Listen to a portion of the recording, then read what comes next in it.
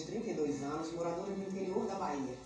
Ela disse à polícia que pegou a droga na rodoviária de São Paulo e que entregaria em Salvador, mas afirmou que não conhecia quem deixou com ela e nem quem ia buscar a droga. A passageira foi presa em